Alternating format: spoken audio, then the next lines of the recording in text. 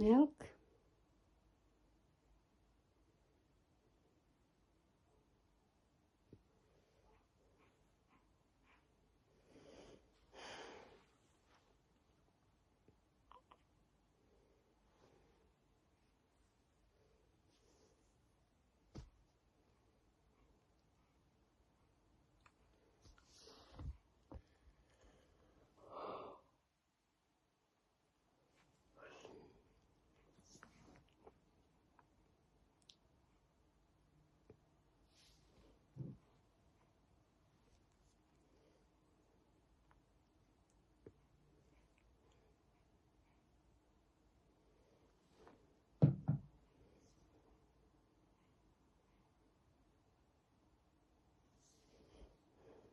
Good night, guys. Time is 10. No. Time is 12 o'clock in the midnight. Ay, good morning na pala. Good morning, guys. But we still awake. Kadidede lang niya, guys. Bali 60 mils yung na-prep ko, nagatas niya. Na-smile siya. Tapos, 30 lang yung nainom niya. Good morning, guys, titas. Good morning, titas. Parang masakit itong damit nito. It's like masakit, no? Ito, parang masakit ba? Napatulog si mami. It's okay. Basta makainom ng gatas si baby, Ayla.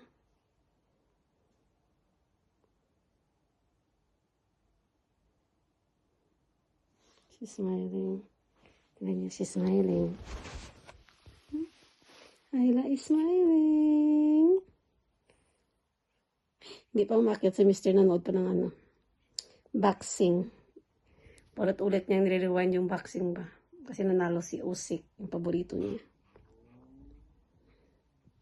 Time check is 12 talaga, guys. 12. Inabit na yung eyebag ko. Eyebag pa more.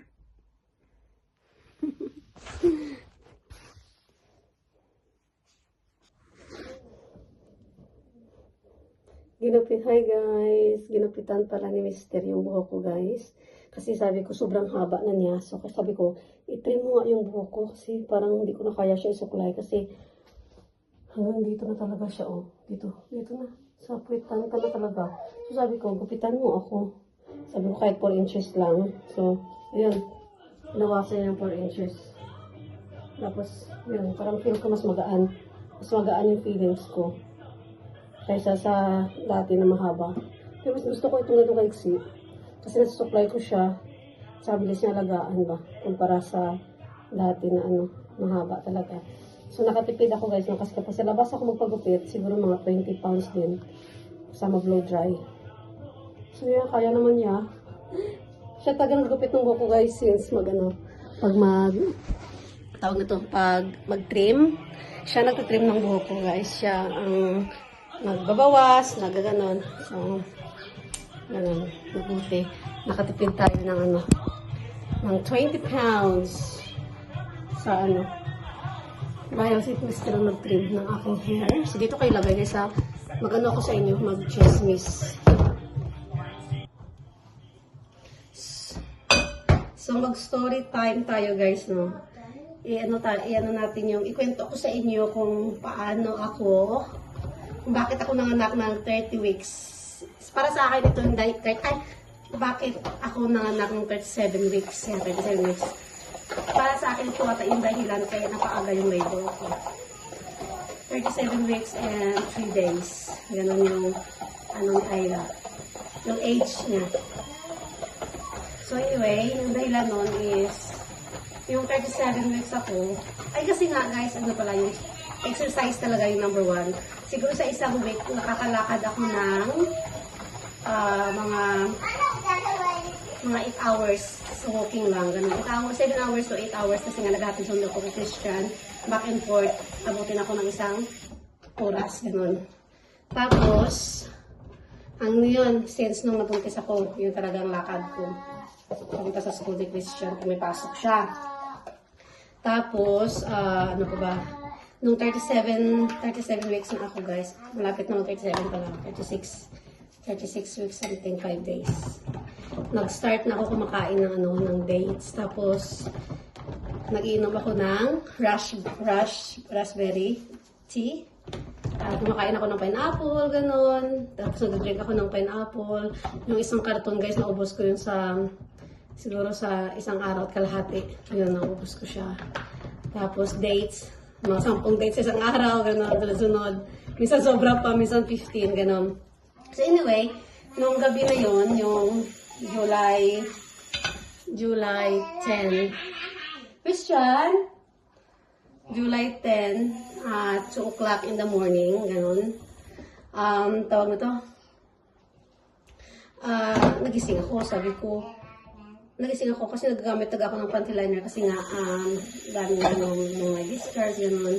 So, sabi ko, bakit basa? Sabi ko, naihi ba ako? Sabi ko, kasi basa talaga yung panty liner ko guys, kasi basa talaga.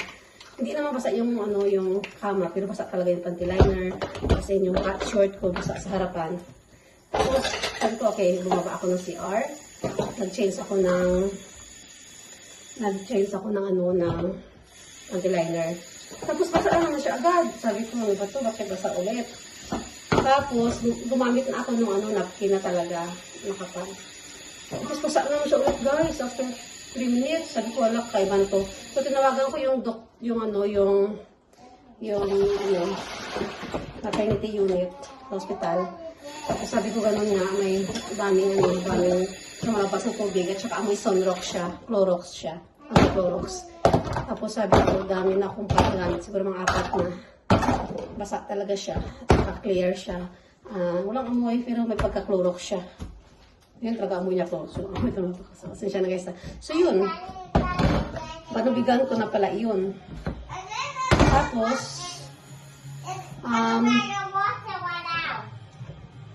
Tapos, Christian, sasalita din. Tapos yun lang sabi ko, ibaba natin si Christian doon sa kay Cora, yung friend namin. Sabi ko kasi, nakusap ko si Mr. Sabi ko, daw po tayo ng hospital kasi nga panabigan na ito, bla bla bla. Tapos, ayun, mabuti na doon si Cora, siya nag-alaga kay Christian habang sa hospital kami. Tapos yun, dumating kami sa hospital, mga alas 3 ng imedya, guys, no? Yun, wala ako naramdamang sakit, na contraction, wala. Tama ba contraction? So, wala akong naramdaman ng mga ganun, guys. Ano na talaga, yung panubigan ko lang nabasa. So, anyway, sinek nila yung pad na ginamit ko. Talagang, water siya ng baby. Tawag niya, panubigan. So, anyway, yun, nag-stay kami doon, chinek yung ng baby, heartbeat, and everything, my blood, nandun sa hospital, sa maternity unit. Pero hindi pa talaga ako na-admit sa may room, wala pa. So hanggang doon guys, tinanong ako kung gusto ko ba na umuwi, ganun, kasi hindi pa naman ako nag-labor. Sabi ko, ayoko umuwi kasi nga, hindi ko naramdaman yung baby sa tiyan ko masyado. Sabi ko, magsistay ako dito. Sabi ko kasi nga, hindi ko naramdaman yung baby. Yun. Tapos, mga alas 5 ng umaga, ganun pa rin, nag-antay pa rin kami. Kasi walang sign of labor talaga. Ako walang sign of labor. So, sabi nila, ang isang gawin na lang daw kasi nag-worried na ako na hindi na gumagalaw si baby, ganon. Sabi nila, i-induce daw nila ako. I-induce, okay. Induce. Tama ba, induce? Yung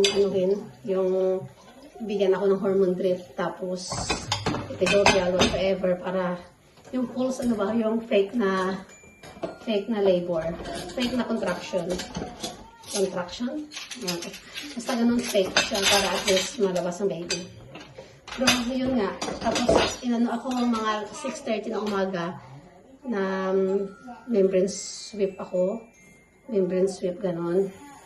Kasi 2 cm pa rin ako that time. Tapos hanggang antay pa rin kami hanggang sabi nila okay daw i-admit daw ako. Tapos nag-wait na kami ng doktor. Kung nag-aantay kami ng room namin kasi nga talaga ako dapat due date, dapat sa 28 pa ako due date, pinaka-ahal ng July 10. So yung mga yung mga naka-schedule whatsoever, siguro walang vacant na room ganun. So yun yung antay kami hanggang alas 3 ng hapon. Nandun pa rin kami, nakahiga rin ako sa bed kasi kahinga ganun. habang nag-aantay. Tapos si King, sa school pa si King, si Pura naghatid sundo sa kanya. Sa bahay siya nang nakatulog, yung Pura. Kaya salamat kami kay Pura guys, nung talaga nandun siya, nag-alaga siya kay King. So anyway, ganun, tapos yung alas 5 na, tinawag na kami, pinuntahan ako ng isang midwife, sabi, ano na daw ako, i-induce na daw ako. So mayroon na ako, dinala ko dun sa room ng, hindi, sa ano ha, doon ako dinala sa room na i-induce ako kasi lagyan ako ng hormonal drip, gano'n, whatsoever. Tapos lagyan ako ng epidural. Pero sabi ko, guys, ayaw ko talaga ng epidural, no? So, pero kapag ilagyan kasi ako ng hormone drip, para magle-labor ako, kailangan ko talaga yun. So, wala akong choice. Pero, alam niyo ba guys, yung nangyari, nung nandun na ako sa loob, nakahiga ng bed, balik na yun na yung mga ko, yung paglalagyan ng drip. Tapos sabi ng ng isang midwife, sabi niya, i-check doon niya kung meron pang membrane o wala na, sabi niya, yung baby. So, inaiin niya ako, chinek niya doon, sabi niya, meron pa daw membrane, kaya hindi ako nagko-construct ng labor. Tama ba? So, anyway, yun sabi niya, payag ka ba na tanggalin ko tong membrane na natira? Sabi niya, yung membrane tanggalin daw niya para daw mabasag. At saka, baka bigyan ko daw siya ng 1 hour, baka ako mag-normal labor ba. So sabi ko, sige, try natin. Kasi ayaw ko talaga ng epidural, ayaw ko talaga ng hormone drip kasi dami nagsabi sa mga TikTok na nag-search ako na masakit daw ganon yung mga epidural sa spinal cord, masakit daw, whatsoever. So natakot din ako, kaya sabi ko, sige, i-go natin yung plan mo, sabi ko sa kanya. So yun, bumayag naman kami ni Mister. Tapos yung si Mister lumabas pa nun guys kasi kumain siya sa labas. Tapos, ayun, nung tinanggal na niya yung membrane, after 10 minutes, may lumabas na mga extra na panabigan. Tapos si Mr. sabi ko, saan ka na kasi sumasakit yung tiyan ko. Sabi ko, baka magle-labor na ako. So mga yun, mga alas 6 yun ng gabi na tinanggal yung membrane ba. Parang sinira yung membrane, tinir niya, yung midwife. So tapos nun guys, natuloy-tuloy yung contraction ko. So, siguro mga 1 oras din ako nagko-contract. 2 hours din, no? 1 oras, something like that, oo. Tapos yun, tapos sabi ng midwife, hindi na daw niya ilalagyan, hindi na daw ako mag-hormone drip. Na lang daw, kasi nagle-labor na, kasi nag-construct na ako, sinusunod na. So yun, masalamat din ako guys na chinek talaga niya yung membrane. Chinek niya pala ako before kami nag-go sa drip na yun, sa hormone drip. So yun, nag-continue talaga siya guys. Nag-labor na ako, nag-ano na ako, contract. Tapos, after 7 o'clock, yung 7 o'clock na, nag-labor na ako guys. As in, tapos yun, lumabas si baby, nag-labor na ako, diba? Lumabas si baby ng 8 o 9. Ng gabi. Yun, di ba? At least magaling yung midwife din na nag-ano sa akin guys na nag-assist kasi talagang chinek niya muna yung baby sa loob kung may may natira pa na membrane, kung may membrane pa wala. Kung wala guys, talaga na-hormone drip ako. Masakit hanggang ngayon. Epidural. So yeah. So nag-normal labor ako. Kaya sa 37 weeks. Anak ako ng 37 weeks.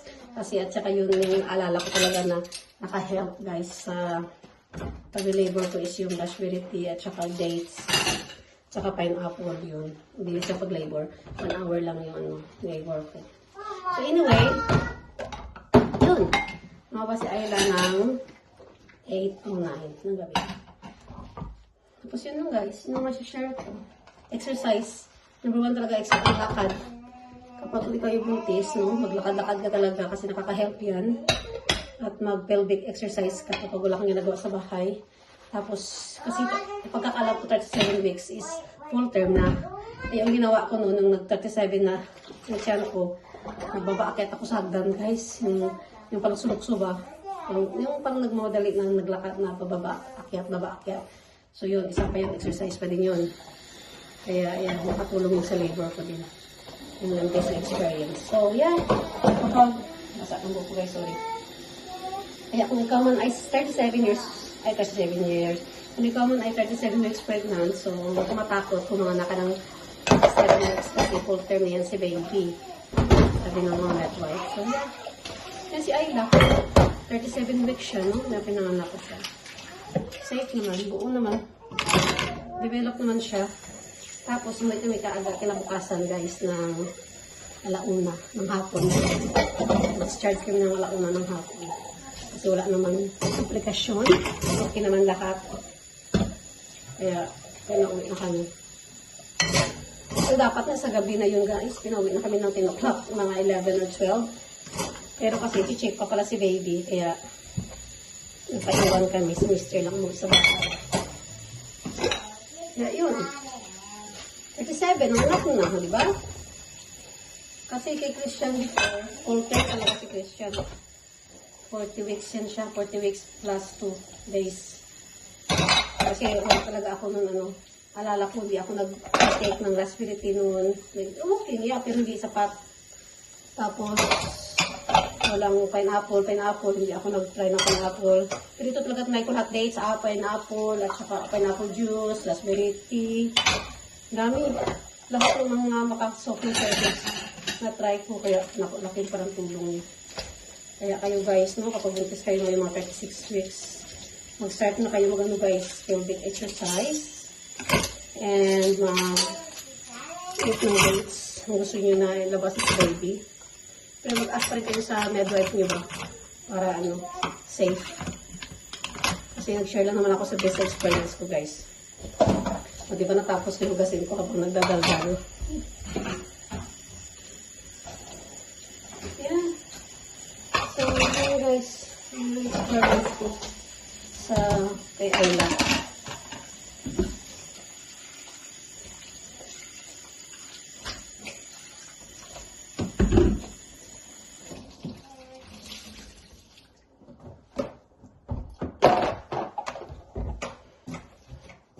So, ngayon, mag-ano na ako. Mag-prepare na ako ng aming hapunan. Mag-ano ako ng chicken. I-oven ko ng chicken na minarinate sa ref. Yan yung hapunan namin. Oh, Christian, you can put music na if you want. Pinastop ko kasi siya sa gusto magsasalita ako. Mag-vlog ako. Makinig naman yung laptop. Yeah, it's up to you. Volume up. It's mommy done now. Thank you. Yeah. Volume up. Iwan ko ba guys, maintindihan niyo siya pero maintindihan ko anak ko guys. I don't understand. Yeah. But thank you. I'm done now. You can play.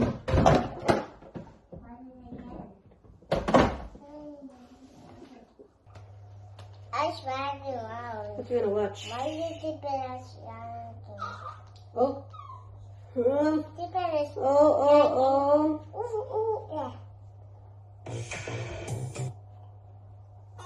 Oh, she's crying. Why?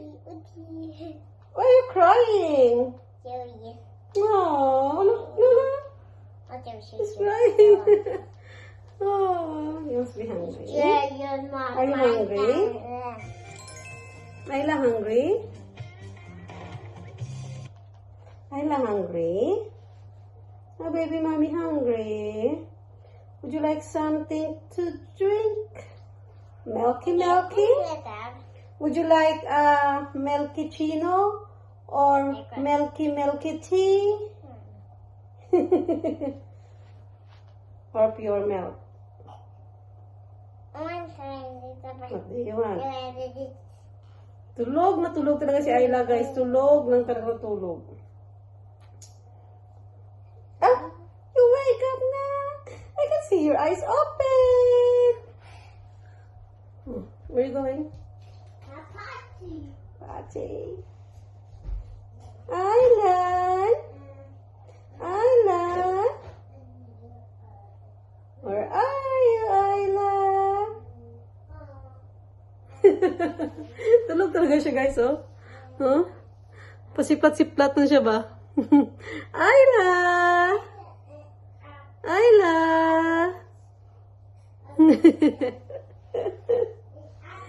Ayla! Pwede ko sana siya kasi ano na, 2 hours na nakalipas ba, hindi pa nag-baby. Milky? Milky? You want the milk?